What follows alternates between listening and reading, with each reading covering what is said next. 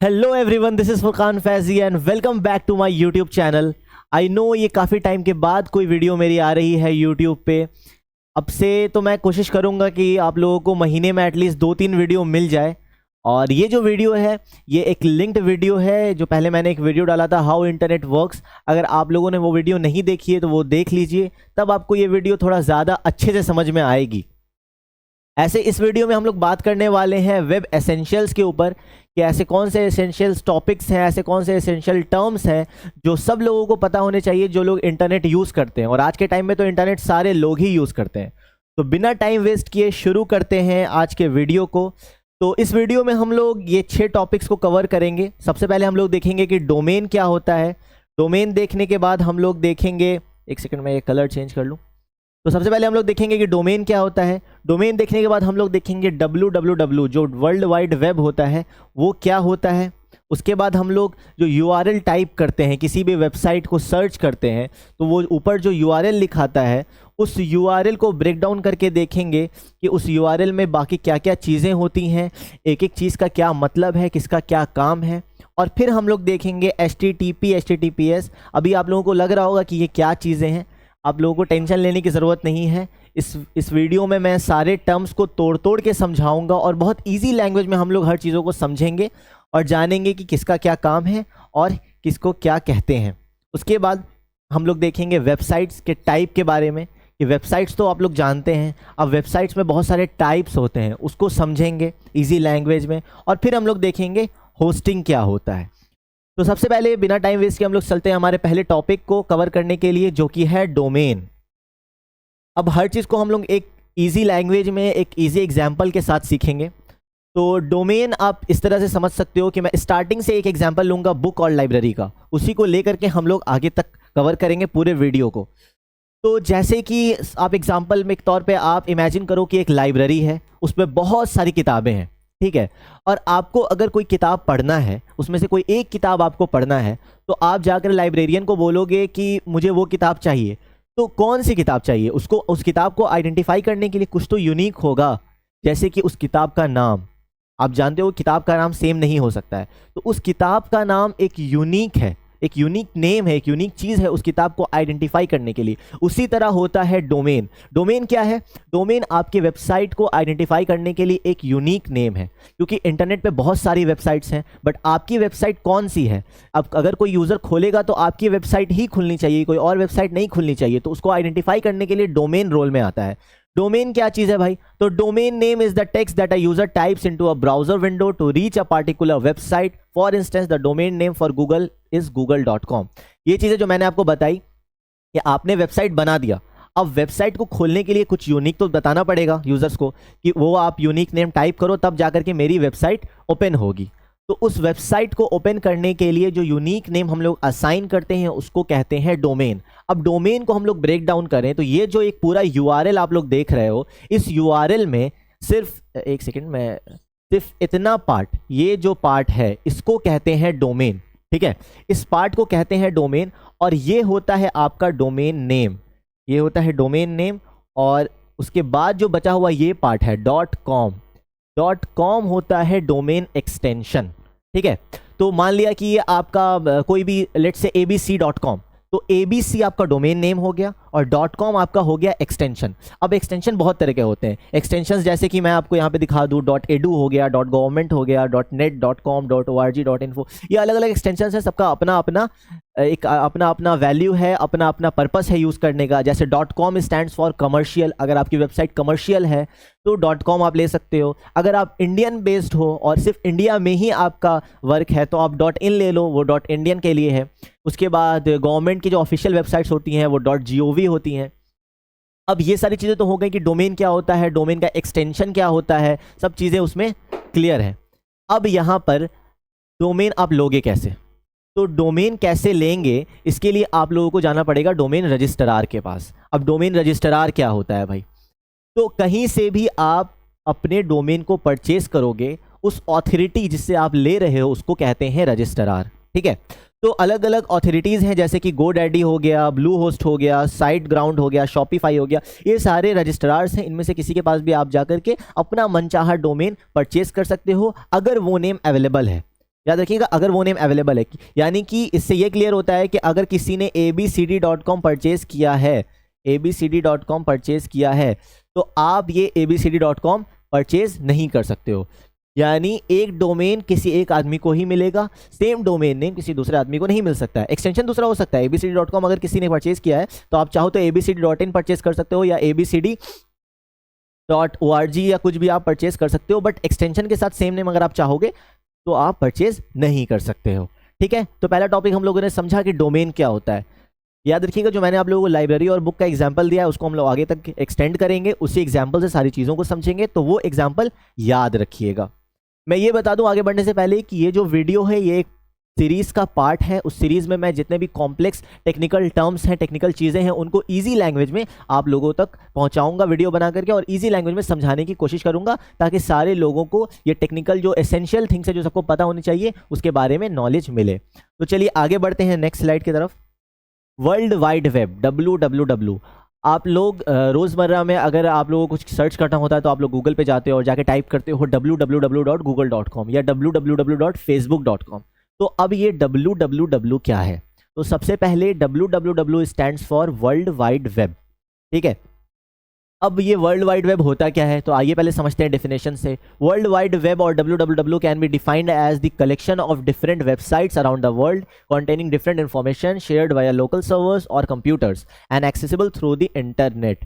ठीक है, इसको आप ऐसे समझो कि आपको किताब पढ़नी है कोई, अब उस किताब को आइडेंटिफाई करने के लिए आपके पास एक यूनिक नेम भी है जो कि वेबसाइट के केस में डोमेन है, लेकिन वो किताब कहाँ पर स्टोर है?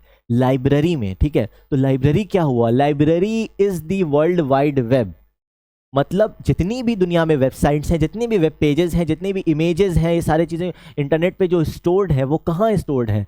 तो उन सारी चीज़ों के कलेक्शन को कहते हैं वर्ल्ड वाइड वेब। ठीक है, अगर आपके फ़ोन में से आपने ब्राउज़र में सर्च किया facebook.com, तो facebook.com कहाँ पर लोकेटेड है ये पता करेगा वर्ल्ड वाइड वेब, और वही आपको ला करके दिखाएगा। ठीक है, तो वर्ल्ड वाइड वेब एक कलेक्शन हो गया। आपने आज वेबसाइट बनाई, वेबसाइट को गूगल पे पब्लिश किया, तो वो भी वर्ल्ड वाइड वेब का एक पार्ट हो गया। मतलब वर्ल्ड वाइड वेब में वो सारी वेबसाइट्स आती हैं, वो सारा कलेक्शन ऑफ वेबसाइट और वेब पेजेस आता है। ठीक है, तो ये बेसिकली एग्जांपल्स हम लोग समझें तो ये एक लाइब्रेरी है जिसमें दुनिया भर की सारी किताबें हैं जो आपको पढ़ना है, और जो किताब आपको पढ़ना है उसको आप पढ़ सकते हो उसके यूनिक नेम से, जो कि वेबसाइट के केस में डोमेन आता है। ठीक है, और आगे बढ़ने से पहले ये बता दूं कि www को W3 भी कहते हैं। इससे पहले W2 चल रहा था, अभी W3 आ गया है। ठीक है, तो www को W3 भी कहते हैं। इसमें ज़्यादा कुछ है नहीं बताने वाला, ये सिंपल आप इस तरह इसको ऐसे समझ सकते हो कि वर्ल्ड वाइड वेब यानी www एक कलेक्शन ऑफ वेबसाइट है, यानी कि एक लाइब्रेरी है जिसमें दुनिया भर की सारी वेबसाइट्स कंटेन करता है ये। आगे बढ़ते हैं URL ब्रेकडाउन पे। अब जब आप सर्च करते हो कोई टॉपिक को गूगल पर, कोई वेबसाइट को खोलते हो, तो ये पूरा URL ऊपर सर्च बॉक्स में आता है। अब उस URL में क्या क्या अलग अलग चीज़ें हैं, क्या क्या पार्ट्स हैं URL के, उसको समझते हैं। सबसे पहले आता है ये HTTPS, कभी कभी ये HTTP भी रहता है, जो कि हम लोग आगे वाले स्लाइड में समझेंगे कि इन दोनों में डिफरेंस क्या होता है। तो ये जो आता है HTTPS और उसके बाद ये 2 बैकस्लैश, इसको कहते हैं प्रोटोकॉल। प्रोटोकॉल क्या होता है? प्रोटोकॉल बेसिकली ये है कि आपने तो टाइप कर दिया google.com, लेकिन कंप्यूटर आपकी लैंग्वेज को थोड़ी समझ रहा है, सर्वर आपकी लैंग्वेज को थोड़ी समझ रहा है। तो सर्वर जिस लैंग्वेज को समझता है और जिस लैंग्वेज में वो रिस्पॉन्स करता है उसको कहते हैं प्रोटोकॉल। और HTTPS जो होता है वो एक प्रोटोकॉल है, मतलब आपने जो सर्च किया उस चीज़ को ले जाएगा सर्वर तक, लेकिन आपके लैंग्वेज में नहीं, सर्वर के लैंग्वेज है, तो उस लैंग्वेज को कहते हैं प्रोटोकॉल। तो protocol is the way of communication between you and the server. ठीक है, उसके बाद आता है, आपने बहुत सारे इसमें देखा होगा जैसे furqan.blogpost.com, तो ये जो पहला डॉट आता है उसके पहले जो लिखा होता है उसको कहते हैं सब डोमेन। ठीक है, सबसे पहले होता है डोमेन। अब आपने खरीद लिया abcd.com, अब abcd.com में आप चाहते हो कि एक अलग से हम एक और एक्सटेंशन बना दें abcd.com का, यानी एक सब नेम बना दें। तो उस सब नेम को जब आप बनाओगे तो वो कहलाता है सब डोमेन। जैसे abcd.com, अगर आपके पास एक डोमेन है abcd.com और आप चाहते हो कि इसके अलावा मैं इसमें से इस डोमेन से एक क्रिएट कर दूं xyz.abcd.com, तो ये कहलाएगा आपका सब डोमेन।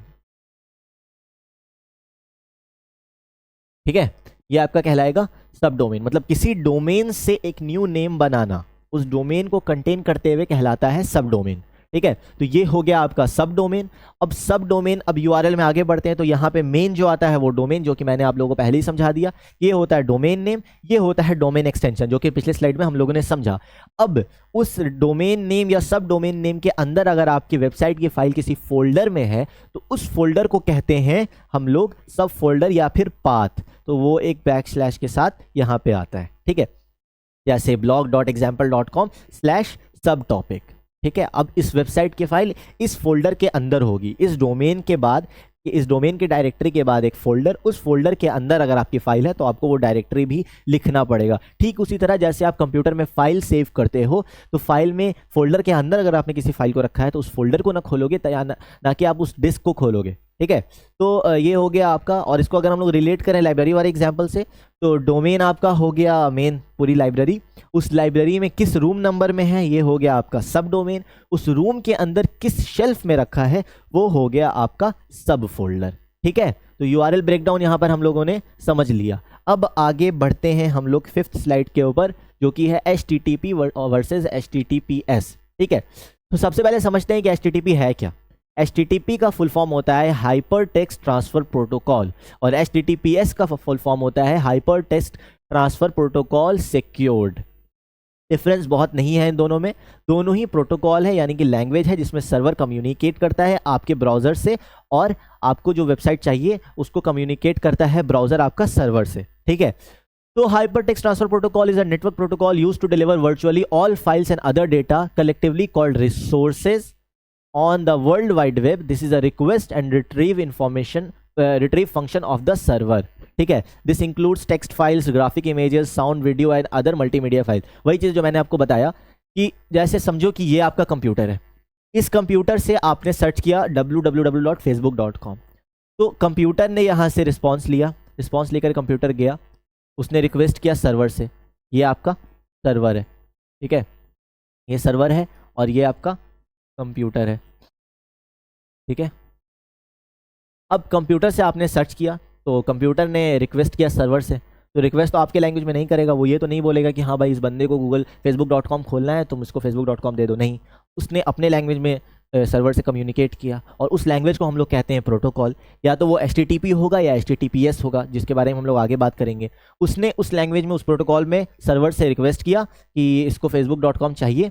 अब सर्वर क्या करेगा कि सर्वर के पास रिक्वेस्ट आ गया है कि इसको facebook.com चाहिए।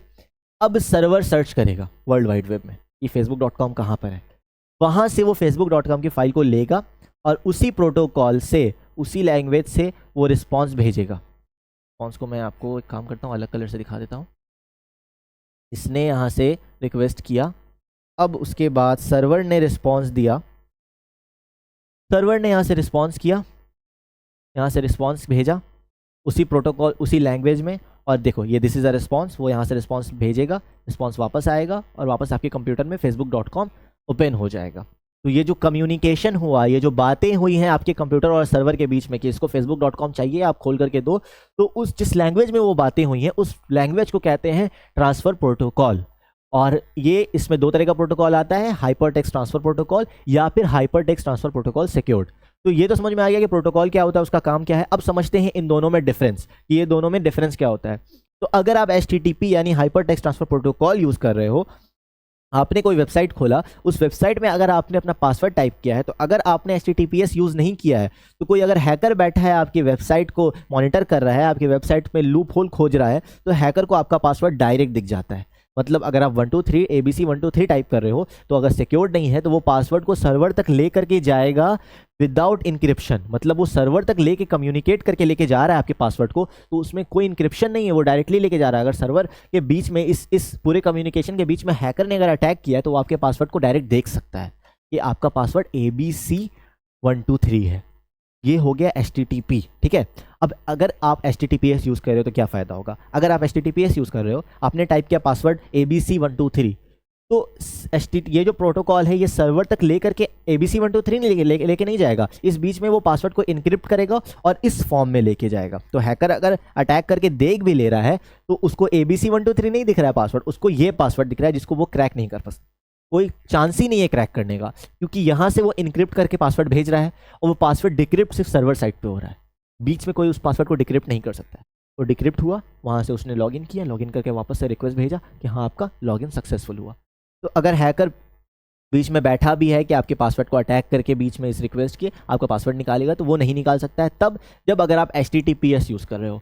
अब HTTP और HTTPS मतलब अगर आप HTTPS यूज़ करना चाहते हो तो कैसे होगा, तो उसके लिए रोल में आता है SSL सर्टिफिकेट। जब आप एक वेबसाइट होस्ट करते हो गूगल पे तो आपको एक सर्टिफिकेट परचेज करना होता है SSL सर्टिफिकेट अगर आप ले लेते हो तो आपकी वेबसाइट HTTP से HTTPS हो जाती है और फिर आपकी वेबसाइट एक सिक्योर्ड वे में यूज़ होती है। और फिर अगर आपकी वेबसाइट पे कोई पासवर्ड इंटर हो रहा है या कुछ भी डेटा हो रहा है, पेमेंट हो रहा है, तो वो सारा डेटा इनक्रिप्टेड फॉर्म में जाता है ताकि बीच में कोई लूप होल ना रहे और हैकर अटैक करके आपके पासवर्ड को या फिर कोई भी आपका सेंसिटिव इन्फॉर्मेशन को लीक ना कर सके।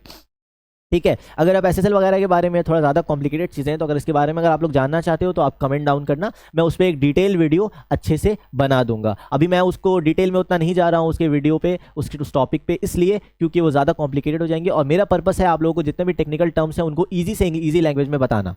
तो इसीलिए हम लोग SSL पे डिटेल में नहीं जाते हैं, बस ये समझ लो कि HTTP है तो पासवर्ड डायरेक्ट जाता है सर्वर के पास, और अगर HTTPS है तो पासवर्ड इनक्रिप्ट होके जाता है जिससे हैकर आपके पासवर्ड को या सेंसिटिव इन्फॉर्मेशन को लीक नहीं कर सकता है। ठीक है, अब आते हैं हम लोग नेक्स्ट टॉपिक पे जो कि है टाइप्स ऑफ वेबसाइट या फिर टाइप्स ऑफ वेब एप्लीकेशन। ठीक है, अब देखो वेबसाइट जो होती है वो बहुत सारे टाइप की होती है। मेनली अगर हम लोग समझें तो वेबसाइट दो तरह की होती है, एक होती है स्टैटिक, एक होती है डायनामिक। अब दोनों में फ़र्क क्या है, बुक वाले एग्जाम्पल से समझते हैं। सपोज करो कि आपके पास एक पेज है, उस पर आपने कुछ लिख दिया ऊपर से लेके नीचे तक, वो आपने लिख दिया, अब उसको मिटा तो नहीं सकते हो, मिटाने के लिए आपको वापस से वो पेज लेना पड़ेगा, उसमें वाइटनर लगाना पड़ेगा, उसके बाद फिर उसमें कुछ और लिखना पड़ेगा। ठीक है, तो इसी तरह होती है स्टैटिक वेबसाइट कि अगर वेबसाइट एक बार बन गई, उसमें कुछ लिखा गया, तो उसको चेंज करने के लिए वापस से कोड खोलना होता है और कोड खोल करके फिर वहाँ से वो चीज़ें चेंज होती हैं। ठीक है, बट डायनामिक में ऐसा नहीं है। डायनामिक में क्या होता है कि एक वेबसाइट बनती है, वेबसाइट के बाद एक उसका एडमिन पैनल बनता है, तो एडमिन पैनल से आप जो चाहो चेंज करोगे वो आपकी वेबसाइट पे रिफ्लेक्ट करेगा, जस्ट लाइक एक डिजिटल बोर्ड। अब मैं यहाँ पे कुछ लिख रहा हूँ, ठीक है, अब मैं यहाँ पे अगर कुछ लिखता हूँ, ठीक है, तो इसको तो मैं आराम से इरेज कर सकता हूँ, यहाँ से मैं गया, मैंने इरेज कर दिया, अब मैं कुछ और लिख लूँगा। तो ये एक तरह का डिजिटल बोर्ड है। बट इतना आसानी से क्या हम लोग पेज में लिख सकते हैं? इरेज करके नहीं लिख सकते। हमने पेन से लिखा है तो हमें वाइटनर लगाना होगा, वाइटनर लगाने के बाद फिर आप लिख सकते हो, तो वो थोड़ा कॉम्प्लिकेटेड है। बट अगर डिजिटल बोर्ड है आपके पास तो आप तो हटा के तुरंत इरेज करके लिख सकते हो। तो इसी तरह होता है डायनेमिक। डायनेमिक में अगर आपको कुछ चेंजेस करना है तो आप एडमिन पैनल से जाकर के ईजिली कर सकते हो, बट अगर आपकी स्टैटिक वेबसाइट है तो नहीं कर सकते हो। अब और समझते हैं ब्रॉडर कैटेगरी में कि हम लोग की वेबसाइट के कितने टाइप्स होते हैं। तो सबसे पहले आता है स्टैटिक वेब एप्लीकेशन, जो कि मैंने आप लोगों को अभी बता दिया। उसके बाद आता है डायनेमिक वेब एप्लीकेशन। मेनली यही दो कैटेगरी है। इसके बाद जो चीज़ें हैं वो दोनों चीज़ें डायनेमिक के अंदर आती हैं, बट वो कुछ ज़्यादा ही कॉमनली यूज़ होती हैं, इसलिए हम लोगों ने उसको एक अलग कैटेगरी में यहाँ पे डिफाइन कर रखा है ताकि अच्छे से समझ में आए। तो अब एक नया कैटेगरी है ई कॉमर्स ऐप। ये भी आपका डायनेमिक का ही पार्ट है, लेकिन ये कुछ ज़्यादा ही पॉपुलर है, जैसे कि आपका फ्लिपकार्ट, अमेजन, ये सब जो दो वेबसाइट्स है जहाँ से आप कुछ परचेज कर रहे हो या कुछ सेल कर रहे हो, तो ये दोनों चीज़ें आती हैं आपके ई कॉमर्स में। कुछ भी ऑनलाइन परचेज करना या सेल करने को कहते हैं ई कॉमर्स, ठीक है। और ई कॉमर्स वेबसाइट्स पे उसके थ्रू आप ये सारी चीज़ें कर सकते हो, ठीक है। तो ये आपका हो गया ई कॉमर्स। उसके बाद आता है portal web apps. Portal web apps भी आपका डायनेमिक का ही पार्ट है। इसमें क्या होता है, जैसे आप लोगों ने बहुत सारे ऑनलाइन फॉर्म्स भरे होंगे, बहुत सारी चीज़ों के लिए अप्लाई किया होगा, तो वो सारी वेबसाइट्स, उन टाइप के वेबसाइट्स को कहते हैं पोर्टल, ठीक है। इसमें आपका अभी रिसेंट में अगर देखो तो जेई मेंस का भी फॉर्म आया था, तो जेई मेंस का फॉर्म जिन लोगों ने भरा है, तो जिस वेबसाइट पे जाकर के भरा होगा उस वेबसाइट को हम लोग कैटेगराइज करेंगे तो वो पोर्टल में आएगा, ठीक है। तो मेनली मैंने बता दिया कि दो तरह की वेबसाइट होती हैं, स्टैटिक और डायनेमिक। और डायनेमिक के अंदर आपका आता है ये पोर्टल और ई कॉमर्स। ई कॉमर्स जहाँ से आप शॉपिंग कर रहे हो, और पोर्टल हो गया जहाँ से आप कुछ एप्लीकेशन वगैरह सबमिट कर रहे हो, कुछ भी इस टाइप का काम कर रहे हो, अकाउंटिंग का सॉफ्टवेयर हो गया, कुछ भी हो गया, वो सारी चीज़ें पोर्टल में आती हैं। आगे बढ़ते हैं वीडियो की तरफ। आगे जो नेक्स्ट है वो है होस्टिंग। होस्टिंग को अब कैसे समझा जाए? होस्टिंग को समझने के लिए इस तरह से समझो, जो लाइब्रेरी वाला हमारा एग्जाम्पल था कि मान लो कि आपने अपनी किताब लिखी। अब आपने अपनी किताब लिखी तो आप चाहते हो कि लोग आपकी किताब को पढ़ें, तो उस किताब को आपको कहीं ना कहीं तो लाइब्रेरी में रखना पड़ेगा। तो आपको रखना पड़ेगा, यानी लाइब्रेरी में आपको एक जगह चाहिए जहाँ पे आप अपनी किताब को रखोगे। अगर आपकी 10 किताब भी है तो एक रो आपको चाहिए जिसमें आप अपनी 10 किताब को रखोगे। तो उस स्पेस को कहते हैं होस्टिंग, ठीक है। अब इसमें क्या है कि चलिए आप डेफिनेशन समझते हैं कि when a hosting provider allocates space on a web server for a website to store its file, they are hosting a website. Web hosting makes the file that comprise a website code, images etcetera available for viewing online. Every website you have ever visited is hosted on a server. ठीक है, आपने एक किताब लिखी, उस किताब को आप जहाँ पे जा करके रखोगे, जहाँ से लोग पढ़ सकें, उस स्पेस को कहते हैं वहाँ पे रखने, उस प्रोसेस को कहते हैं वहाँ पे रखने को होस्टिंग. ठीक है, आपने facebook.com खोला या google.com खोला तो ये भी कहीं ना कहीं किसी ना किसी सर्वर पे होस्टेड है. ठीक है, वो एक स्पेस है एलोकेटेड कि ये facebook.com का इतना GB स्पेस है, इसमें इनकी वेबसाइट स्टोर्ड है, वहाँ से यूज़र एक्सेस करके वेबसाइट को खोल सकता है.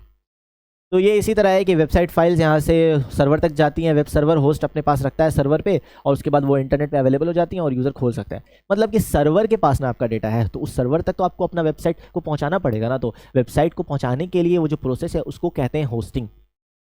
ठीक है, अब इसमें भी जैसे मैंने आपको बताया था कि बहुत सारे प्रोवाइडर्स हैं जहां जो डोमेन प्रोवाइड करते हैं, इस तरह होस्टिंग प्रोवाइडर्स भी हैं जो आप लोग को स्पेस एलोकेट करते हैं. 100 GB 10 GB जैसे आपकी नीड है उस हिसाब से वो लोग चार्ज करते हैं, उतना आपको स्टोरेज देते हैं ऑनलाइन अपने क्लाउड पे, और उस पे आप जाकर के अपने वेबसाइट को पोस्ट कर सकते हो, डोमेन के साथ लिंक कर सकते हो, ताकि कोई यूज़र घर बैठे इंटरनेट के थ्रू आपकी वेबसाइट को खोल सके. ठीक है, तो डोमेन हमने समझ लिया, हमने HTTP प्रोटोकॉल समझ लिया, उसके बाद हम लोगों ने होस्टिंग समझ लिया. तो ये था हमारा मेन टॉपिक जो कि वेब एसेंशियल्स के ऊपर था कि वेब एसेंशियल्स में क्या क्या चीज़ें आती हैं जो हर इंसान को पता होनी चाहिए जो इंटरनेट को यूज़ करता है. ठीक है, इसके बाद बस आज के लिए तो इतना ही था, इसके बाद और कुछ नहीं. और फिर हम लोग इसी तरह के कॉम्प्लेक्स चीज़ों को इजी वे में समझने के लिए ऐसे ऐसे वीडियोस आते रहेंगे इस सीरीज़ में, जिस पे हम लोग कॉम्प्लेक्स चीज़ों को उठा करके इजी लैंग्वेज में समझाने की कोशिश करेंगे. मेरे लिए भी ये सेटअप एक नया है, तो हो सकता है इस वीडियो में कुछ मिस्टेक हुआ हो मुझसे, मैं कुछ चीज़ें और ईजी वे में समझा सकता था बट नहीं समझा पाया. तो ऐसा कुछ भी आप लोगों ने नोटिस किया हो तो प्लीज़ कमेंट डाउन में आप बताइएगा. मैं नेक्स्ट वीडियो से उन सब चीज़ों को ध्यान में रखूँगा और अपने आप को इम्प्रूव करने की कोशिश करूँगा. इस तरह से मैं अब कोशिश करूंगा कि रेगुलर वीडियोस आएंगे, एक महीने में एटलीस्ट 2-3 वीडियो मैं डालने की कोशिश करूंगा, और इस चैनल पे अब रेगुलर कंटेंट रहेगा.